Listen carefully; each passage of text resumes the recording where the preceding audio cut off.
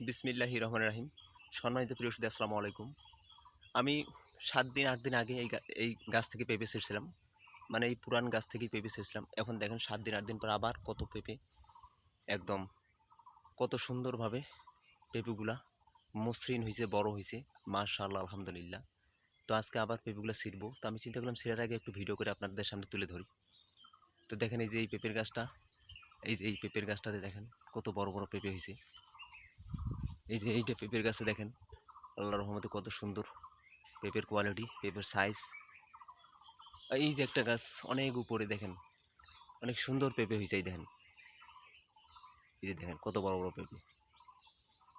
তারপর এই যে এইখানে দেখেন, এই পেঁপে গাছটায় দেখেন, এই যে দেখেন কত সুন্দর, কত কোয়ালিটি সম্পন্ন পেঁপে হয়েছে, পুরান গাছের পেঁপে। এই যে দেখেন, এই যে একটা গাছ ৭-৮ দিন আগে এই পেঁপেগুলো ছিঁড়ছি। আজকে বাগানে আসলাম আরও পেঁপে ছিঁড়ার জন্য।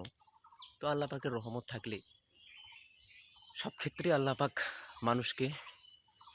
মানুষের চাওয়াগুলাকে তার প্রাপ্য চাইতে বেশি করে পূরণ করে দেন। এটাই হচ্ছে আল্লাহ পাকের দয়া, আল্লাহ পাকের রহমত, আল্লাহ পাকের বরকত।